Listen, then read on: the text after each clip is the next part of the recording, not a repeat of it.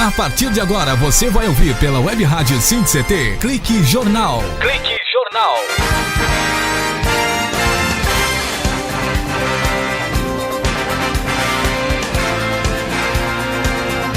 Olá, amigos do SINC-CT, está começando mais um Clique Jornal, o jornal do Sindicato Nacional dos Servidores Públicos Federais na área de ciência e tecnologia do setor aeroespacial. Conosco, o nosso abraço aqui para você do INPE, DCTA aqui em São José dos Campos, CPTEC em Cachoeira Paulista, CTI em Campinas, CLBI em Natal, no Rio Grande do Norte, CLA em Alcântara, no Maranhão. A vocês aí do Centro de Pesquisa e Aplicação de Geotecnologia em desastres naturais e eventos extremos para a região sul do Brasil e também o Mercosul em Santa Maria, no Rio Grande do Sul. O nosso abraço também conosco, a Unidade Regional do Centro-Oeste Brasileiro, do INPE, aí na Avenida Doutor Hélio Ponce de Arruda, no Bosque da Saúde, e até a Estação Antártica Comandante Ferraz, que é uma base pertencente ao Brasil, localizado na ilha do Ray George, a 130 quilômetros da Península Antártica. O nosso abraço a todos vocês. O Clique Jornal de hoje vai falar sobre economia. Shirley Marciano. Tudo bem, Shirley? Tudo bem. A gente tem tantas dúvidas que permeiam o nosso dia a dia, né? Será que a gente vai conseguir ter essas respostas hoje? Provavelmente sim. Bruno Conte, você já fala conosco, mas antes, Bruno, eu quero dizer para você e para a Shirley, para os internautas que estão aqui clicados no Clique Jornal, que os juros médios, olha só que absurdo, os juros médios cobrados pelo cheque especial subiram 0,07 ponto percentual em novembro na comparação com outubro. Então, segundo pesquisa divulgada nesta semana pelo Procon de São Paulo, diz que o aumento que deixou a taxa média em 8,25 ao mês foi puxado pelo reajuste das taxas em 4 dos 7 bancos avaliados. O Banco do Brasil, o Bradesco, o Hold Shanghai Bank Company, que é o HSBC, e o Safra, que elevaram os valores cobrados para essa modalidade de crédito, hein, Paulinho, Oi. Fala de novo o nome do HSBC, eu fiquei impressionado agora. O Hold Shanghai Bank Company é o antigo Bamerindos. Nossa, que interessante. Mas realmente é uma taxa extremamente alta. A gente, então, não deve usar o cheque especial, né? De jeito nenhum. Bruno Conte, olha, elevação dos juros, né, os juros médios cobrados pelo cheque especial subiu aí 0,07%. Você tem usado o cheque especial, Bruno? Tudo bem? Tudo bom, Paulo? Olá, Shirley, Thiago. Olá. Infelizmente, algumas vezes a gente acaba usando o cheque especial, não é isso, Paulo? Mas realmente a gente tem que ficar atento e, inclusive, pode comparar alguns bancos, porque tem bancos públicos que, durante o ano, foi 2012 ou 2013, que houve um movimento de diminuir os juros do cheque especial de alguns bancos públicos, principalmente da Caixa Econômica Federal e do Banco do Brasil. Os privados também, eles seguiram. Os privados, eles acabaram seguindo, né? Essa observação é muito válida para os consumidores, para sempre checar qual que é a taxa de juros, porque há uma diferença entre os bancos na praça. Agora, é bom que haja essa concorrência. Claro. Para você ter uma ideia, por falar em bancos privados, que a Shirley citou, o Itaú acabou reduzindo a taxa de 9,13% para 8,75%, uma queda de 4,16%. A Caixa Econômica Federal e o Santander mantiveram os juros no mesmo patamar. A Caixa ela continua cobrando a menor taxa de juros entre os bancos pesquisados, que é 4,41% ao mês. Agora, o Santander ele permanece com os maiores juros para o cheque especial, que chega a 10,59%. O que seria isso, Shirley? Veja bem, né? A gente teve uma inflação no ano passado acumulada de 6,09%. Então, os bancos estão cobrando num mês o que tem de inflação num ano. Então ainda está muito alto, né? Os bancos têm que rever isso aí para até ter mais pessoas, né, utilizando. O dinheiro está muito caro, é um produto caríssimo para se conseguir no mercado. Eu vejo isso pela moeda. A moeda é um produto caríssimo que não se encontra no mercado, não existe mais o escambo, a troca de moeda por papel. E quer dizer, o empréstimo pessoal está sendo a mesma coisa, né? O empréstimo é aquele negócio, você tem que pensar muito para fazer, porque os juros praticados pelos bancos, como a gente viu aí, de cerca de 8% em média, é um verdadeiro absurdo, né? Bruno Conde, 10,59% é a taxa do cheque especial do Banco Santander, e é um banco que tem relação com o Estado, praticamente, com as prefeituras. Ele teve relação porque ele veio para o Brasil quando comprou o Banespa, do Estado, o Banco Estadual do Estado de São Paulo. E alguns servidores que recebiam pelo Banespa, eles passaram a receber pelo Santander. Depois foi feita uma opção para receber entre a nossa Caixa ou o Santander. E, para falar a verdade, atualmente eu não sei se ainda existe essa possibilidade ou se eles estão recebendo por bancos públicos, os servidores públicos do Estado de São Paulo. A Prefeitura de São José dos Campos é Banespa. Parece que é vendido essa conta. Não, foi Banespa, deve ter sido. Banespa não, Santander agora. Quer dizer, é vendido esta captação de conta e de pagamento por aí. Agora, segundo a pesquisa do Procon de São Paulo, em relação a esses juros do cheque especial, que teve esse ligeiro aumento no mês de novembro, o empréstimo pessoal, Shirley, considerando contratos de 12 meses, a taxa acabou praticamente permanecendo estável nas instituições pesquisadas que nós já citamos aí. Ela variou de 0,1 ponto percentual por média. Agora, o pequeno aumento, ela veio do reajuste feito pelo Bradesco, que aumentou de 6,27% para 6,31%, os juros cobrados ao mês. Bradesco também teve uma elevação. Então, eu acho que a diferença aí no caso é que assim, o cheque especial é praticamente uma coisa compulsória. A pessoa acabou o dinheiro dela ali no banco, né, o débito, ela começa automaticamente a usar o cheque especial.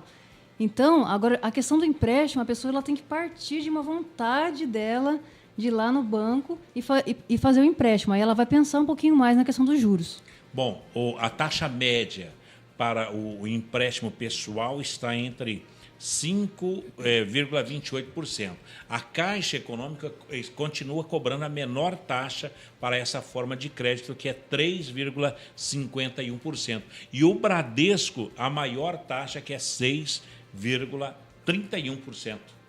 Então, eu acho que ainda sendo perto de 4%, que é o menor valor aí, que é da Caixa Econômica Federal, ainda é um valor alto, ruim para quem precisa mesmo fazer o empréstimo. Eu acho que esses bancos precisam repensar mesmo essa forma de taxar. Né?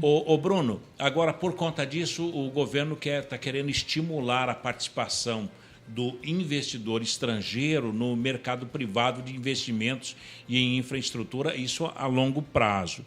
Num seminário com a presença de executivos do Tesouro Americano e representantes de bancos e dos fundos brasileiros, como o Christian Cury, do Banco BTG, o Pactual, foram apresentadas as opções de investimentos em longo prazo no país. E o encontro foi na sede do Ministério da Fazenda, aqui no estado de São Paulo. Bruno, investimento estrangeiro com esse estímulo do governo brasileiro, você acha que a economia poderá dar uma afrouxada na cintura do brasileiro, que anda apertando o cinto aí, Bruno? Bem, essa questão de investimento estrangeiro ou investimento privado, ou investimento nacional, é uma questão de estruturação da nação brasileira. Eu acho que ela não necessariamente tem a ver com a vida direta da população, da sociedade. É uma coisa mais da macro, de como a nação vai se portar. a relação dela não é exatamente direta quanto que ela vai pagar ou não. A prova disso, quanto que a sociedade vai pagar ou não. A prova disso foi exatamente esse movimento que foi citado um pouquinho antes, que a economia brasileira ia melhor, as taxas de juros da Selic foram caindo numa série histórica, só que os bancos estavam fazendo essa coisa que é o spread bancário. O spread bancário é a diferença entre o preço que o banco toma o empréstimo da União, que é o fiador em última instância, e o tanto que ele cobra da população. Esse movimento quando a nação vai bem, quando a União está com as finanças equilibradas e pode inclusive investir e a economia está girando, ela pode emprestar dinheiro a custo mais barato para os bancos. E isso teoricamente faria com que os bancos emprestassem dinheiro mais barato para a população. Isso é um ciclo virtuoso econômico. A questão é que os bancos são empresas privadas e eles buscam maximizar, a velha coisa de maximizar os lucros.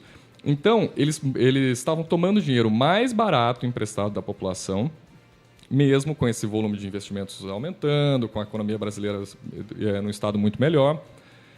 E eles estavam tomando dinheiro mais barato da União e emprestando com o mesmo valor. Quer dizer, o que aconteceu mas no, e daí, no ano... como é que fica? Então, o que aconteceu no ano de 2012, 2013, principalmente 2012, com a política da Caixa Econômica Federal e do Banco do Brasil de reduzir esse banco, foi para que forçasse os outros bancos a diminuir o preço do empréstimo. O que não aconteceu. Aconteceu. Essas notícias que nós estávamos falando. Que os juros do cheque especial, eles baixaram numa série histórica. Os juros dos empréstimos baixaram... 0, qualquer coisa. Não, eles baixaram. Porque um fato curioso que a gente pode mencionar é o seguinte: a população, a principal relação econômica que ela tem é por meio dos bancos, dessa questão de juros e tal. E o Brasil, uma das grandes nações ditas desenvolvidas, o Brasil é uma das poucas nações que tem bancos públicos de varejo, como o Banco do Brasil, a Caixa, era a nossa Caixa e tal.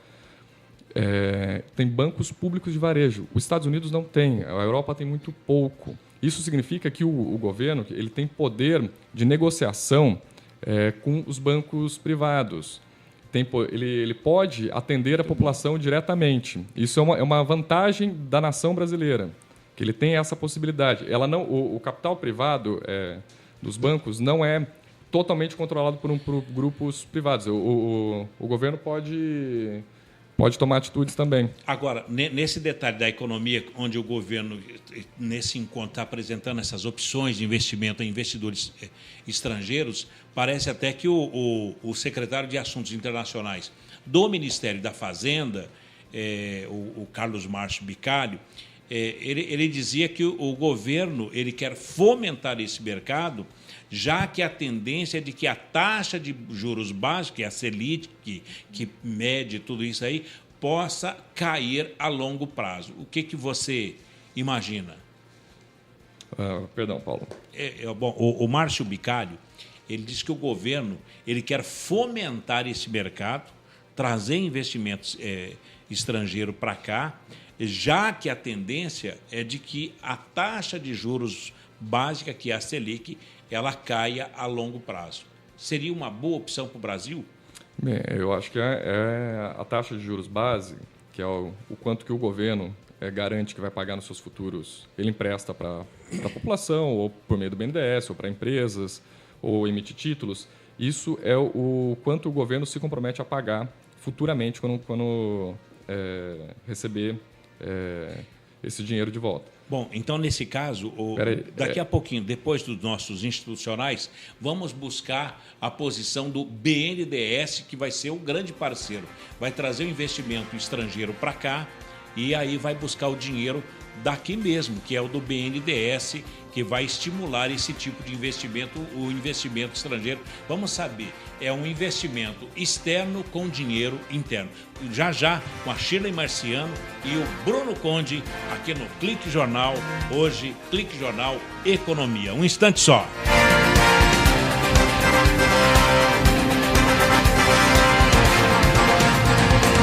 Você está ouvindo pela Web Rádio SINDI-CT. Clique Jornal. Clique Jornal.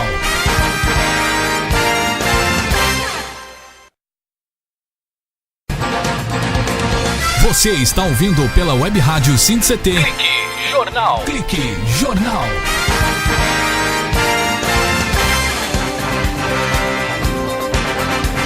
Muito bem, estamos de volta no Clique Jornal, o jornal da Rádio CT, Ciência e Tecnologia, e agora com a presença da Renata Berzunces, que é economista do DIESE, que é o Departamento Intersindical de Estatística e Estudos Socioeconômicos. Bem, Renata, nós falávamos no primeiro bloco que os juros médios cobrados para o cheque especial subiram 0,7% percentual em novembro na comparação com outubro. E segundo pesquisa divulgada hoje pelo Procon de São Paulo, essa pesquisa mostra que o aumento que deixou a taxa média em 8,25% ao mês foi puxado pelo reajuste das taxas em 4 dos 7 bancos avaliados, que é o Banco do Brasil, Bradesco, HSBC e o Safra, que elevaram os valores cobrados para essa modalidade de crédito.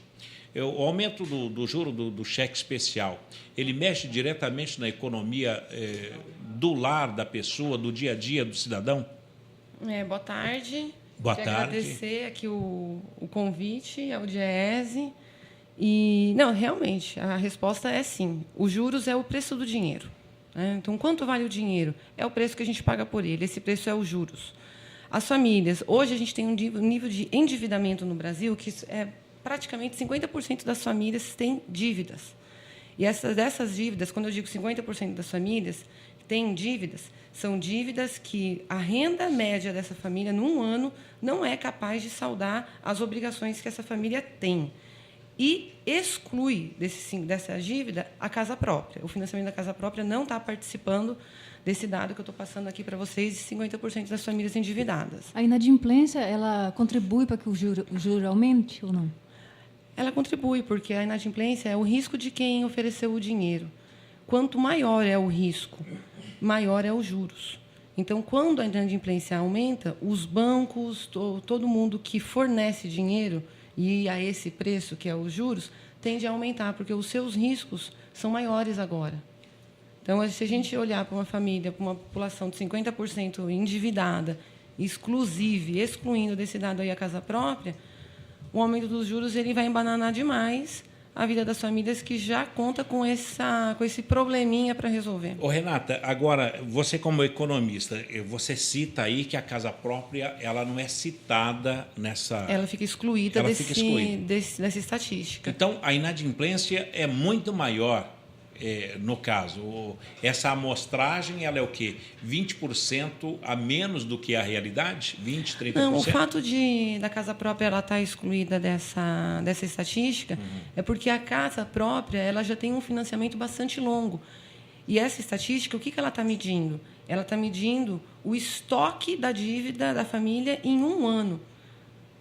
O financiamento da casa própria ele sempre excede, normalmente ele excede em muito, né, um ano. Então, quando a gente fala 50% das famílias endividadas, eu estou dizendo que 50% das famílias, com a renda que elas dispõem num período de um ano, elas não têm condições de zerar, de fazer frente a todas as suas obrigações. Bem, esse juro e essa estatística é medida pelo DIESE, que ele é um departamento intersindical de estatística? Não, essa estatística ela não é feita pelo DIESE. De onde vem? Essa estatística, a fonte dela, tem mais de uma fonte que mede, não a inadimplência, mas que mede o estoque da dívida das famílias. E o Banco Central divulga isso em seus relatórios. Então, eu estou citando aqui como fonte relatórios do Banco Central, onde traz esse dado. Agora, acontece que o DIESE ele acabou conquistando credibilidade até internacional, né, que foi reconhecido o seguinte: quando se fala uma pesquisa, segundo o DIESE, você pode ter certeza que aquela matemática é exata. Isso é um elogio que o DIESE está recebendo agora aqui. Que bacana. Né? A gente costuma ver muito, principalmente quando fala de cesta básica. Isso. Realmente, então, Renata, quem trabalha com explica pesquisa... um pouco sobre o DIESE. O que é o DIESE, quando foi criado, como foi criado, por favor. A história do DIESE é a história dessa credibilidade mesmo que ele tem com os dados que ele produz. O Diese ele vai fazer 60 anos, é um senhor, está se tornando um senhor, está entrando na melhor idade. Maravilha, um sexagenário. Ele está para fazer 60 anos. E, inclusive, vai haver bastante... A gente vai tentar fazer bastante alarde na sociedade com essa conquista, que é uma conquista da sociedade também. A gente vai entender o porquê. Essa credibilidade do Diese ela tem muito a ver com a própria história. Na história do Diese, o que é uma das questões estruturantes? O índice de custo de vida. Desde que o Diese nasceu, há praticamente 60 anos atrás, ele calcula o índice de custo de vida. É um dos índices de inflação ao consumidor disponíveis hoje no Brasil, não é o único, existem vários outros, mas ele foi criado para contrapor o índice que o governo divulgava como oficial. A gente precisa lembrar que a gente não viveu sempre numa democracia, claro. E é fundamental, foi fundamental para manter um regime não democrático, um regime de ditadura, você esconder informações ou divulgar informações que melhor lhe conviesse. E uma dessas informações eram os índices de inflação do governo que ajustava o salário dos trabalhadores. Então, os trabalhadores, seus sindicatinhos, que ainda não eram sindicatos como a gente conhece hoje, os sindicatos democráticos, os sindicatos onde você tem eleição, onde você não tem intervenção do governo, esse novo sindicalismo aí que nasceu no final dos anos 70, também não existia, mas mesmo assim já existia muita gente interessada em produzir fontes de dados confiáveis para o trabalhador. Renata, o Diese, então, é um departamento intersindical. Exatamente. Vários sindicatos. Exatamente. Senta na mesa. Juridicamente, o Diese é uma entidade privada sem fins lucrativos. Muitas vezes as pessoas confundem o Diese com o governo, e é muito natural que essa confusão aconteça, porque, por exemplo, o índice de custo de vida é um índice de inflação e o governo também produz índices de inflação. Está aí o INPC, o IPCA, que é o Índice Oficial da Economia de Inflação, também produz. Produz também pesquisa do emprego e desemprego. O Diese produz em parceria com os estados essa pesquisa. O IBGE também produz a pesquisa mensal do emprego. Então, é natural que isso se confunda. Mas o Diese ele funciona como um departamento intersindical onde existe um corpo técnico. Hoje nós somos um corpo técnico, entre o corpo técnico, os economistas, os sociólogos, os estatísticos, que são as ocupações técnicas que são mais presentes no Diese, e o nosso corpo administrativo, nós somos cerca de 230 trabalhadores espalhados no Brasil. Bom, nesse caso, os temas do Diese é emprego, renda, negociação coletiva. Exatamente. Isso também gera inflação, gera na economia algum conflito. Desenvolvimento, política pública, em tudo tem o olhar do Diese.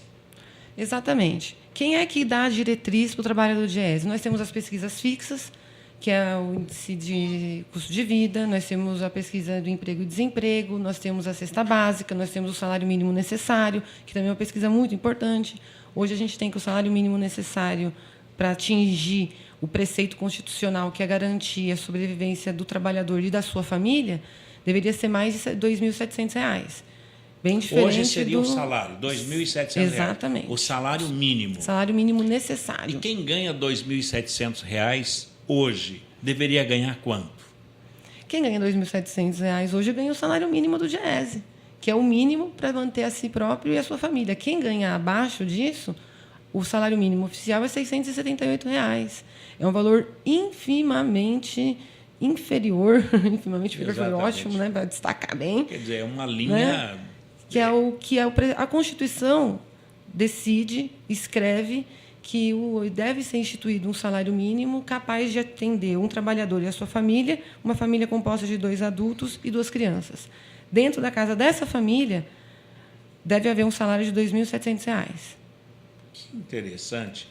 Olha só. Para garantir saúde, educação, segurança. segurança. A Constituição ela diz os itens que deveriam ter. Daí o Diese fez a conta de quanto que custariam esses itens. Exatamente. Né? Bom, Renata, então, exatamente. E quem ganha os R$ 675?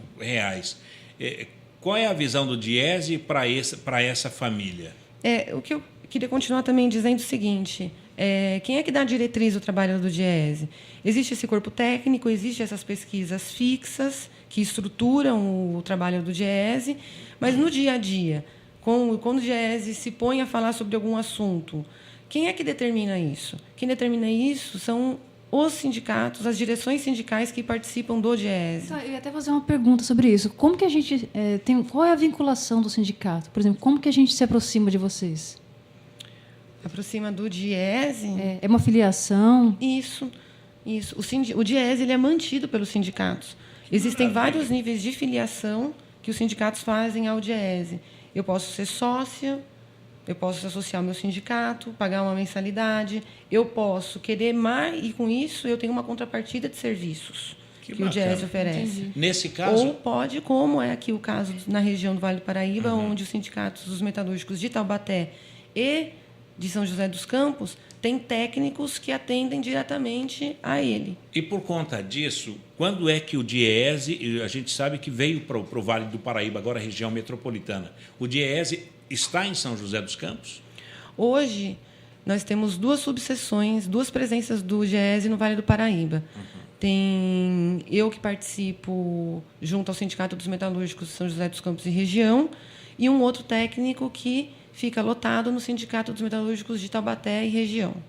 Agora, o DIEESE, então, ocupa fisicamente um espaço Dentro do sindicato. Dentro dos sindicatos. Para encontrar o DIEESE, Sindicato dos Metalúrgicos. Sindicato dos Metalúrgicos de Taubaté e de São José dos Campos. Renata, e o DIEESE está lá, vocês estavam tudo pesquisando, final de ano, Natal, injeção de 143 bilhões em decorrência do 13º salário que será injetado na economia, mas, de repente, quando estava tudo tranquilo, com a planilha pronta, chegou o tomate mais uma vez. Qual é o comportamento de DIEESE para explicar a alta do tomate que mexe na economia, estraga o produto? Mexe com a cesta básica, né? E mexeu com a cesta básica. Como é que é essa relação?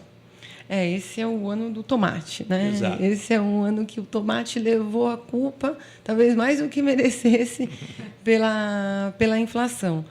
A gente teve aí, durante um longo período, longos meses aí de 2013, uma inflação muito acentuada pelo item de alimentos, onde não era só o tomate um item que puxava essa alta de preços.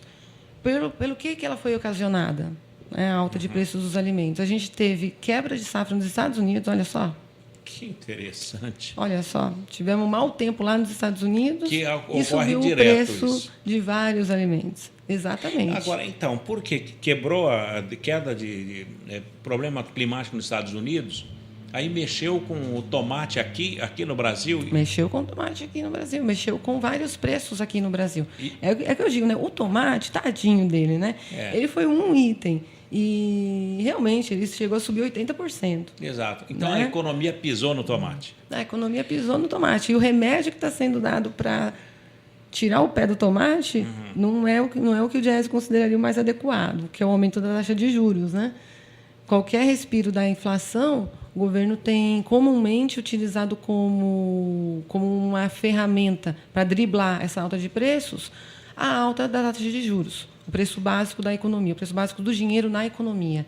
E não é por aí que você vai tirar o pé do tomate, que você vai diminuir o preço do tomate. Nós vivemos uma economia dolarizada, até porque a questão do pãozinho francês, por exemplo, não é? Que é dolarizado o pão francês, o trigo, e aí a gente sente isso no pão nosso de cada dia. E gostaria, então, que a Renata, depois dos nossos institucionais, a Renata Belzuncis, é um nome húngaro? Não, de origem espanhola. Espanhola? Belzuncis. Agora, pode ser que os húngaros tenham passado pela Espanha e deixado por lá, mas...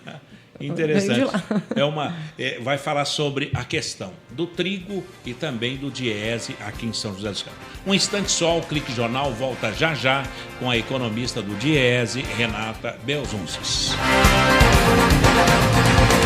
Você está ouvindo pela Web Rádio SINDCT. Clique Jornal. Clique Jornal. Ouvindo pela Web Rádio SINDCT. Clique Jornal. Clique Jornal.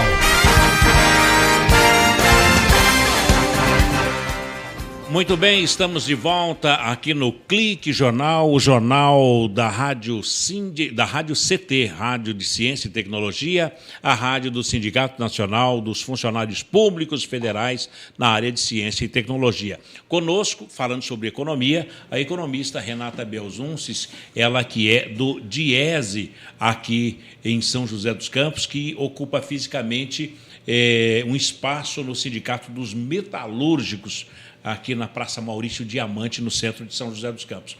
Bom, Renata, nós falávamos no bloco anterior a questão do tomate, que deu um problema climático nos Estados Unidos, ele vem acabando para ferir a inflação aqui no Brasil. Ele é o vilão. Por que é que o Brasil, sendo um produtor de trigo de ótima qualidade, e esse produto é dolarizado, Renata? Não, na verdade, nós somos importador de trigo. Nós produzimos muito pouco do trigo que nós consumimos. Nós trazemos de fora, nós importamos praticamente 70% de todo o trigo que a gente utiliza. Poxa. Então, por isso que os efeitos do dólar, eles se fazem sentir tão presentes num item tão essencial do dia a dia, que é o pãozinho que a gente põe em casa todos os dias. Porque a gente importa 70% desse trigo. A gente teve aí uma alta do dólar importante nos últimos meses, desse patamar onde o câmbio estava, houve uma modificação, e por isso a gente não sente só no pãozinho, vai sentir também todos os derivados. Na macarronada. Na macarronada de domingo, no pãozinho de todo dia, no biscoito, que a gente come, todos os itens. E até na ração de alguns produtos que leva trigo também, que passa por ali, daí você recebe com uma alta dolarizada. Exatamente. Renata, para efeito de cálculo, tudo isso aí, o DIESE, ele acaba não levando em conta a questão dos autônomos, dos assalariados, as pessoas sem carteira, os trabalhadores com outras formas de inserção no mercado de trabalho. Como é que vocês preparam esse cálculo de inflação? O índice de custo de vida, hoje não existe um problema que fez com que o índice de custo de vida nascesse, o índice de custo de vida do DIESE nascesse, que é uma desconfiança com relação aos dados. Hoje, o índice de custo de vida tem a sua metodologia no site do DIESE publicada, assim como os outros índices de inflação, os do IBGE, os da Fundação Getúlio Vargas, eles também têm a metodologia pública. É uma cesta de itens que são acompanhados mensalmente e daí deriva as oscilações de preços que refletem no cálculo da inflação. Bruno Conde. Oi, Renata. Trazendo um assunto um pouco mais para o âmbito regional aqui do Vale do Paraíba e de São José dos Campos, ontem teve um evento na antiga Câmara Municipal, no Espaço Mário Covas, que foi a primeira jornada... me ajuda com o nome do evento. Jornada Nacional de Debate. A primeira edição aqui em São José dos Campos. Conta pra gente como que foi essa exposição do DIESE, que um pouco desses dados foram apresentados.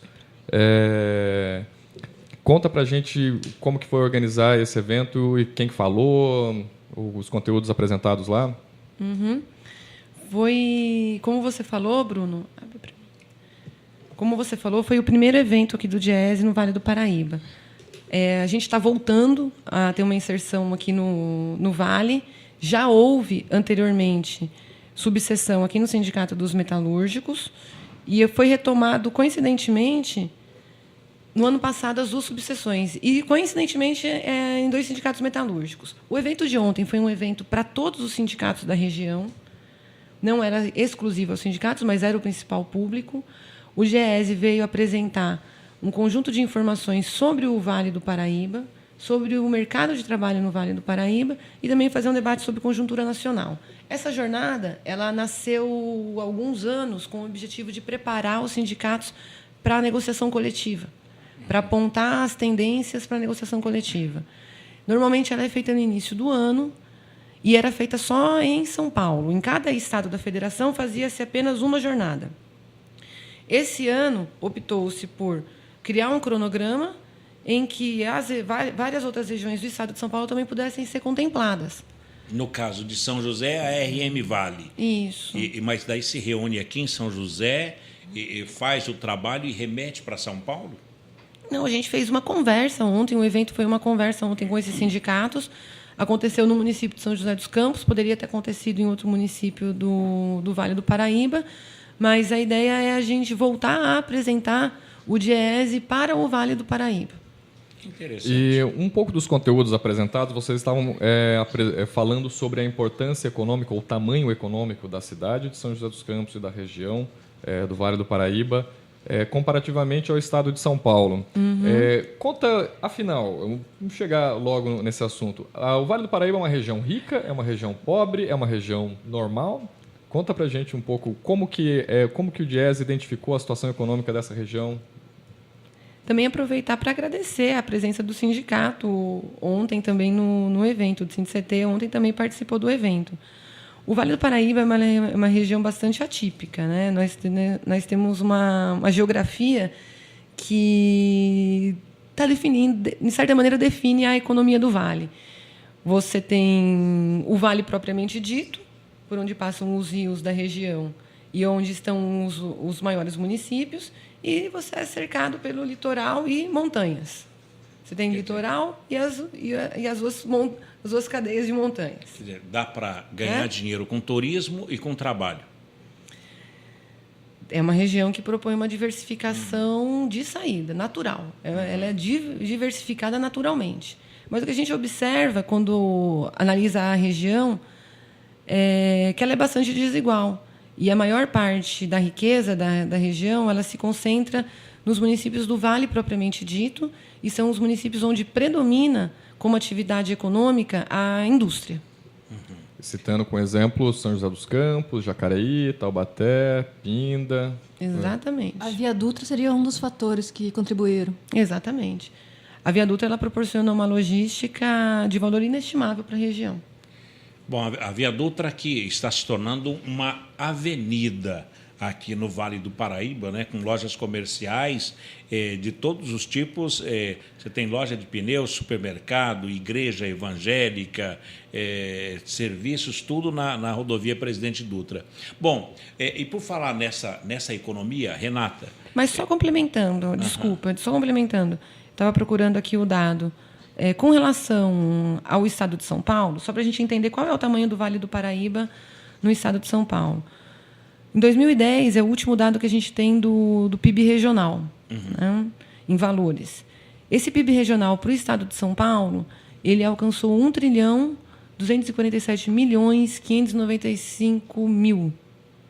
Para o Vale do Paraíba, ele é equivalente a 61 bilhões, ou seja, o Vale do Paraíba ele é responsável por praticamente 5% de toda a riqueza gerada no estado de São Paulo.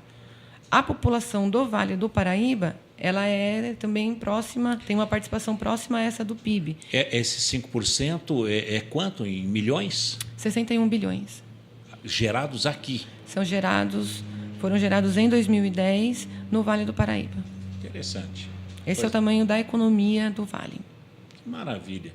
Bom, Bruno, tem mais alguma pergunta? E trazendo um pouco também sobre o Vale do Paraíba e sobre aqui o Sindicato de Ciência e Tecnologia, o SINDICT, que é o mantenedor da Rádio Ciência e Tecnologia, queria te perguntar em relação à importância econômica do setor de tecnologia avançada, de alta tecnologia, para a economia tanto de São José dos Campos como do Brasil.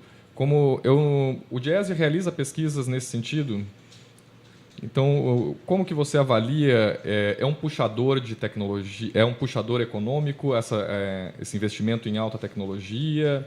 Ele traz um retorno em médio ou longo prazo? Porque curto prazo a gente sabe que não traz. Como que você analisa essa questão? A questão que você coloca, Bruno, é uma questão estratégica, né? Ela é uma questão estratégica não só para o Vale do Paraíba, mas é uma questão estratégica para o país. Tem a ver com toda uma situação de qual é o projeto desse país. Um projeto nacional autônomo é um projeto que sempre implica em independência e não dependência tecnológica. Agora, como funciona isso, mais trazendo para o nosso dia a dia, como que é o Vale, né? Como que é o emprego no Vale do Paraíba? O emprego no Vale do Paraíba ele se concentra majoritariamente no setor de serviços, o que é uma tendência... o que acontece também ao nível nacional. E acontece no estado de São Paulo e acontece aqui também no Vale. O segundo maior empregador no Vale é a indústria. essa indústria, quem é a indústria do Vale? Como é possível resumir a indústria do Vale? É possível dizer que você tem 2 puxadores, o termo que você utilizou, tem 2 puxadores de emprego e de tecnologia, de setor que agrega alguma tecnologia. Você tem o setor aeronáutico, com a Embraer, que é a oscila entre a terceira e quarta maior empresa aeronáutica do mundo, e você tem as montadoras. Tá? As montadoras, vou separar agora para a gente pegar só um pouquinho a situação da Embraer. A Embraer, no Vale, gera cerca de 14 mil empregos diretos. Quanto que ela gera de emprego indireto? Ela gera empregos indiretos, mas ela gera muito menos empregos indiretos do que ela poderia gerar. Por quê? Porque, apesar de você ter uma empresa que poderia puxar o desenvolvimento de tecnologia e a geração de uma cadeia produtiva, internalizar, adensar uma cadeia produtiva, não é isso que acontece. Você tem muito pouco da cadeia produtiva do setor aeronáutico dentro do país. Na região mesmo, o Sindicato dos Metalúrgicos de São José dos Campos, que representa os trabalhadores da Embraer, e uma série de outras empresas que são fornecedoras da Embraer, não passa de 1 dúzia o número de empresas que estão instaladas aqui no Vale para fornecer para a Embraer. E isso é falta de incentivo estadual, incentivo do governo, falta de iniciativa do próprio setor, Renata? Eu acho que hoje a gente está discutindo bastante isso. Hoje isso é uma pauta do sindicato, inclusive, que vem fazendo uma campanha que é uma campanha contra a desnacionalização do setor aeronáutico, onde a gente observa que a Embraer não existe uma política de preferência de compras por parte da Embraer que beneficie quem está produzindo aqui dentro do Brasil e gerando empregos dentro do Brasil. Não existe essa política de compras, por exemplo. E, por um outro lado, a Embraer ela é uma empresa que ela é bastante beneficiada por o governo. Não é só a Embraer no setor que é. O BNDES se faz presente. O BNDES, como ocorre, a exemplo do que ocorre em outros países, também existe apoio à indústria aeronáutica. O BNDES hoje ele financia todas as exportações, toda a compra de aeronaves para exportação da Embraer é financiada pelo BNDES. Pode vir a ser financiada pelo BNDES. Uma outra medida que a Embraer está se beneficiando bastante esse ano, que foi promulgada recentemente, é a desoneração da folha de pagamento. A desoneração da folha de pagamento significa que o governo trocou 20% pago pelos patrões, pelos empregadores de INSS, por uma alíquota relacionada à receita da empresa. No caso da Embraer, essa troca de tributação, ao invés de tributar os 20% do INSS na folha de pagamento, pagar 2% sobre a receita líquida menos as exportações, a Embraer teria economizado 300 milhões de reais. Quer dizer, deveria estar reinvestindo esse dinheiro. Teve um incentivo. Né? Porque teve um incentivo. E a gente não observou, o que a gente observa claramente é que não houve aumento do emprego no setor. E o que a gente está chamando a atenção, que é uma coisa que o Diese também foi chamado a se envolver, é essa questão da cadeia aeronáutica brasileira.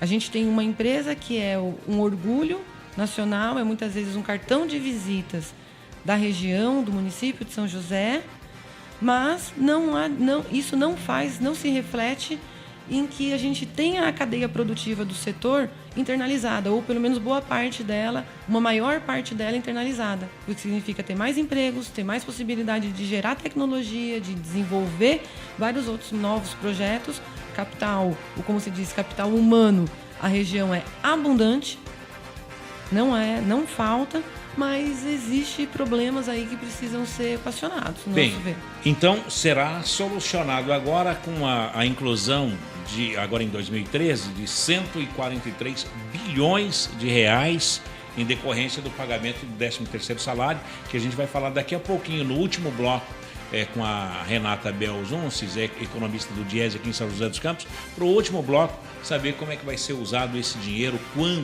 o que é que vai melhorar para a economia regional. E agora somos RM Vale, falando de telefone, de compra de serviço. Um instante só com a economista Renata Belzunces, economista do Diese aqui no Clique Jornal.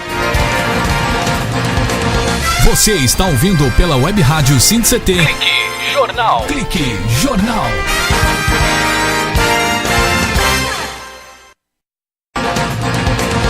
Você está ouvindo pela Web Rádio SINDI-CT. Clique Jornal. Clique Jornal.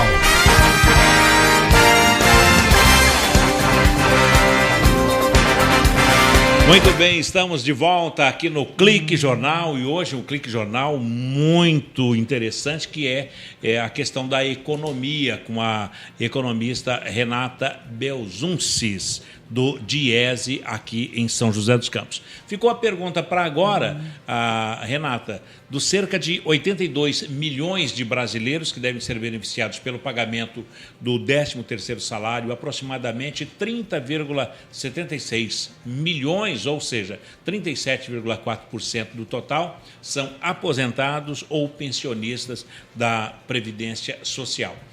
Renata, o Diese está preparando algum material para poder falar sobre o 13º aqui no Vale? Sim. A subseção de São José dos Campos, junto com a subseção de Taubaté, prepara para os próximos dias um material onde a gente vai medir qual é o efeito do 13º na economia da RM Vale, da região metropolitana do Vale do Paraíba, e os seus principais municípios. Taubaté, São José dos Campos, que é onde nós estamos lotados, e os demais. Esse trabalho, nos próximos dias, deve vir a público. Para o Brasil, conforme já mencionou... 82 milhões de brasileiros vão receber. Desses 82 milhões de brasileiros, parte são trabalhadores e parte são beneficiários. Correto? Entre os trabalhadores, a geração total é de 131 bilhões de reais. O que eu queria destacar esse valor, que é um valor que realmente salta aos olhos, é a importância de um processo que aconteceu no período recente, que é da formalização do mercado de trabalho. O trabalhador que recebe 13º é o trabalhador que tem carteira assinada, que está vinculado. Não é o trabalhador informal, não é o conta própria, que tem uma renda incerta, um trabalho incerto, uma situação muito recente, você precária. Fala nesse governo? Nos últimos 10 anos, vamos dizer assim. Tá, ok. A gente tem um período aí de um aumento da formalização do mercado de trabalho, mais trabalhadores com carteira assinada e uma equivalente redução da situação da informalidade. O que é muito positivo, porque proporciona que exista esse número de 13º, que é um número recorde de 13º na economia, que vai ser um valor que, como as pessoas vão gastar, né, esse valor, as pessoas vão lá, dentro dos seus arranjos domésticos, dentro dos seus arranjos familiares, esse dinheiro é decidido como se gasta. Boa parte dos brasileiros, conforme no começo a gente já havia dito, vai utilizar o dinheiro, pretende utilizar o dinheiro para saldar dívidas. Mas qual seria o conselho para essas pessoas? Deve saldar as dívidas? Deve fazer aquele conserto na casa? Deve comprar umas roupinhas? Ou dar entrada no carro? Deve fugir de mais dívidas e deve quitar as dívidas. Principalmente as dívidas que são mais caras, como aquela que a gente começou a conversa, que é os juros do banco, os juros do cheque especial, os juros do cartão de crédito. Essas são as taxas de juros mais caras. Então, esse é a primeira coisa que as pessoas podendo devem realmente fazer, devem realmente investir. O juro é um dinheiro é um preço que você paga por um dinheiro que você não vai ter mais, que você já teve, já utilizou e agora você só paga a utilização dele. Como a gente diz no comum, é um dinheiro, do ponto de vista da família, é um dinheiro jogado fora. É assim que as pessoas normalmente veem. Essa dívida é a primeira que a pessoa realmente deve se livrar. Renata, o brasileiro ele gosta do carnezinho de 24, 36, 48 meses e tal. Ele compra, não tem paciência para esperar e comprar guardar à vista. O dinheirinho, né? Guardar o dinheiro, comprar à vista. Agora, é o brasileiro, o cidadão aqui do Vale, da RM Vale, que não tem paciência, ou o apelo publicitário que é muito forte. As pessoas saem de um carnê, entram em outro, e outras pessoas elas acumulam 5, 6 carnês de lojas aí. Qual a dica do Diese para esse brasileiro que não tem paciência de esperar e juntar e pagar à vista? Eu acrescentaria também aí essas características que levam a gente a ter uma tradição em gastar 24 vezes, em pagar em 24, em 10 vezes. Então, a gente vai a uma loja e a gente vai falar, parcela. Já é habitual essa pergunta. Sem se importar com o tamanho do juro, do que vai pagar mais. Muitas vezes as pessoas não prestam atenção e essa é uma acaba refletindo muito na qualidade de vida que essa família depois vai desfrutar com a renda que ela ofere. Mas o que eu queria chamar a atenção é que isso também é uma opção. Existe uma opção na política econômica para que as coisas funcionem dessa maneira. Houve uma opção recente no Brasil para que o crescimento da economia se desse pelo lado da demanda dos trabalhadores, os trabalhadores gastando. Para os trabalhadores gastar, um sistema de crédito que proporciona que isso aconteça é esse, o que parcela. Então, não é apenas só uma característica. Eu agregaria, além das características dos hábitos que a gente aí desenvolve, é uma política também. Houve uma opção para que fosse assim. A gente tinha carros financiados em até 72 vezes. Isso deixou de existir. Houve uma intervenção dizendo que, olha, vai ser um limite de financiamento para um automóvel, vai ser abaixo de 72. Hoje você dá lá 30%, 40% de entrada e financia o restante. Quer dizer, diminuiu quase que pela metade. O cartão de crédito também, eles mudaram, né, a taxação, se eu não me engano. Foi na mesma época. Então, todas essas questões que como a gente gasta e essa forma de gasto financiado, porque quando a gente parcela, a gente faz o carnezinho, parcela em 10 vezes, parcela o automóvel em 30, parcela em 50 vezes. Ela é possibilitada por um sistema de crédito que é regulamentado. Isso existe uma regulamentação. Então, houve uma opção de facilitar o acesso dos trabalhadores, o acesso do brasileiro ao crédito para sustentar o crescimento da economia. Isso é a situação que... Qual é o lado perverso disso tudo? É o lado sobre o qual a gente também começou um pouco a nossa conversa aqui, que é o endividamento dos trabalhadores. Mas uma coisa que a gente sempre questiona, não sabe se é verdade também. Eles falam que pobre é que pagam os carnês. Os ricos emprestam e, na verdade, eles acabam arrolando, renegociando e não pagando. Isso é real ou é no imaginário popular? Qual é a compra mais barata? A compra mais barata é a compra à vista. Certo. Quem tem disponibilidade de fazer um pagamento à vista, faz e não paga pelo dinheiro, não paga juros. E ainda, muitas vezes, obtém descontos. Então, nesse sentido, é verdade que existe uma perversidade, onde aqueles que dispõem de mais condições pagam menos do que aqueles que dispõem de condições inferiores. Esses pagam mais, porque não conseguem fazer frente aos seus gastos pagando de uma única vez. Então, é um lado muito perverso do sistema de crédito, de fornecer o crédito. Você torna mais caro o consumo dos que têm menos. Mas eu digo assim, os patamares de empréstimo do pobre para o rico são diferentes. Por exemplo, o pobre vai comprar um sofá. Ele vai comprar um sofá e ele vai pagar R$ 1.200 e vai parcelar no carnê lá em 24 vezes. O rico, ele vai abrir uma empresa e vai pedir um empréstimo de 500 mil, 1 milhão. E justamente esse é que consegue burlar e levando e não pagar. Agora, já o trabalhador, ele logo entra no SPC, aí não consegue crédito em lugar nenhum e fica por isso mesmo. Então, ele acaba fazendo todo aquele esforço para pagar a dívida dele. Já o rico, ele tem advogado, tem condições de se defender e tudo mais, e ele consegue burlar mais o sistema de crédito do que o pobre. É real ou é imaginário? Não, é real porque... Qual é o elemento fundamental que determina quem paga mais e quem paga menos juros? É o risco.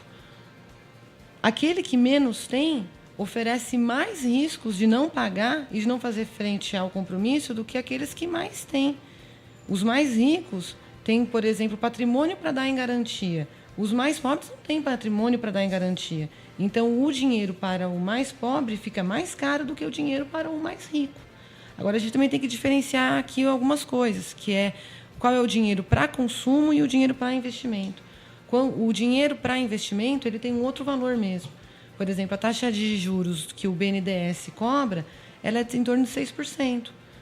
Quem consegue um empréstimo no BNDES paga 6%. Quanto que é os juros do cheque especial?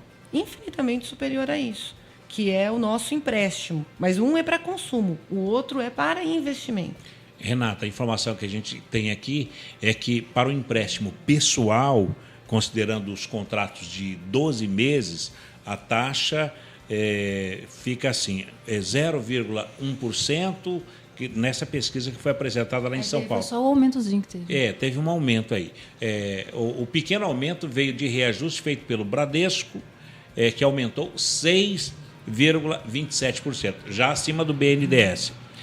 De 6,27% para 6,31%, os juros cobrados no mês. A taxa média para o empréstimo pessoal, que está entre 5,28%, tem um ligeiro aumento também. Agora, a Caixa Econômica Federal, ela cobra a menor taxa, o menor valor para essa forma de crédito, que é 3,51%. É um banco diferenciado, quer dizer, bem social a Caixa Econômica.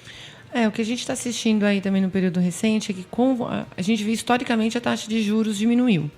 A gente chegou até a taxa de juros Selic, que hoje está em 8,25%, a gente chegou a ter cerca de 50%. Então, houve aí, num longo período, um decréscimo na taxa de juros. Que os bancos perderam bastante rentabilidade com essa queda.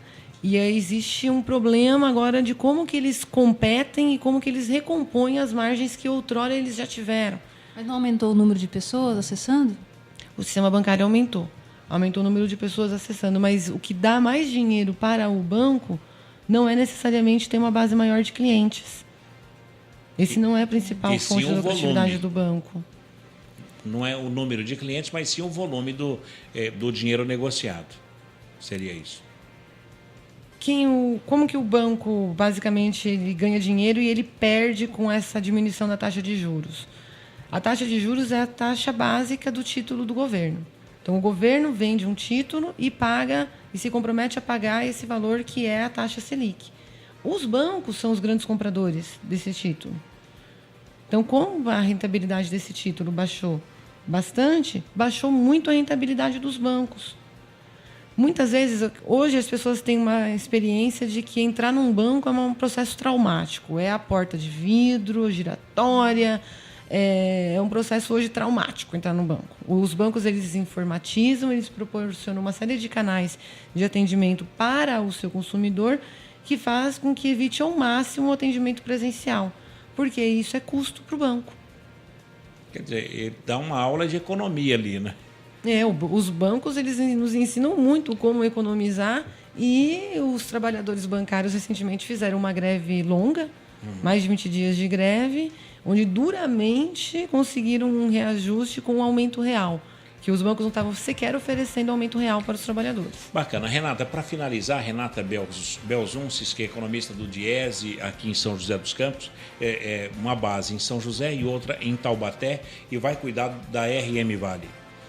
No próximo boletim do Diese aqui para o Vale do Paraíba, o que é que você gostaria de escrever nesse boletim para orientar tanto os empresários, o setor produtivo e a economia informal também, que é o setor de compras? Bom, primeiro eu queria convidar a todos que estão nos ouvindo a conhecer o site do Diese. Toda a produção do Diese é uma produção pública. Os bancos de dados podem ser utilizados e manuseados também livremente. E o nosso site é o www.diese.org.br. Os próximos estudos que nós estaremos gerando é o 13º na região do Vale e também um balanço do emprego do ano de 2013 na economia do Vale. Esses são os próximos estudos programados. Agora, você espera que tenha aumentado o número de emprego aqui no Vale? O meu palpite, sem antes ter gerado os dados, é que ele tenha se mantido estável no conjunto. São José dos Campos tem uma situação bastante premente com o ocorrido na General Motors, com o que vem ocorrendo com a General Motors, com a demissão em massa que a General Motors vem promovendo no município, e uma demissão às custas, né, de recursos públicos, aí, as montadoras sendo beneficiadas com a redução do IPI, hoje menos do que no início da medida, mas mesmo assim a gente assistiu a contrapartida da empresa, que foi, ao invés de manter os empregos, demitir muitos trabalhadores. Bom, e expectativa para o ano que vem no setor hoteleiro e turístico por conta da Copa? Olha, eu não faria nenhum palpite não para a região. Para o Brasil, para o conjunto do Brasil, a gente sabe que a gente vai ter um impacto, dado o número de quartos, vagas, que milhares de novas vagas que estão sendo geradas nesse setor. Agora, para o município, eu não apontaria nenhuma tendência, não. É esperar para ver. Ou estudar para ver, Tá, ok. para prever, tentar prever. Renata Belzunces, economista do DIES, que é o Departamento Intersindical de Estatística e Estudos Socioeconômico aqui do Brasil, né? Do Brasil inteiro. Isso. E aqui agora Hoje o do Vale DIES do está Paraíba. presente em 17 estados da federação. Bom, Shirley, alguma consideração final? Eu achei muito bom que eu não conhecia o trabalho do DIES. Eu fiquei muito satisfeita de poder conhecer e eu vou acessar bastante o site para entender um pouco. Bruno Conte. Então, só agradecer a presença da Renata, acho que tivemos um papo interessante, abordando vários fatores e vários pontos de vista, porque o DIES também é uma instituição que olha pelo ponto de vista da economia para vários setores da sociedade brasileira. Muito obrigado pela presença, Renata. Renata, muito obrigado pela sua presença, sucesso no DIES, que possa trazer muitos números positivos para a economia aqui do Vale do Paraíba, que os empresários tenham bastante juízo e o trabalhador também. Eu agradeço a presença. Nós estamos realmente querendo que o DIES se torne mais conhecido. Muitas das coisas a gente não conseguiu abordar aqui sobre o trabalho que a gente faz, mas de qualquer maneira fica o primeiro contato, né, para que outros futuros virão. E é isso, gente. Muito obrigada. Eu que agradeço o espaço. Nós que agradecemos. Renata Belzunces, economista do DIES, que é o Departamento Intersindical de Estatística e Estudos Socioeconômicos, que é uma criação do movimento sindical brasileiro. O Clique Jornal, o jornal do SINDCT, do Sindicato Nacional do Funcionário Público Federal na área de Ciência e Tecnologia, vai ficando por aqui com a apresentação de Paulo Silva, Bruno Conde e Shirley Marciano, com a trilha sonora modulada pelo Tiago Santos. Muito obrigado pelo clique, um abraço a todos vocês e até lá. Tchau!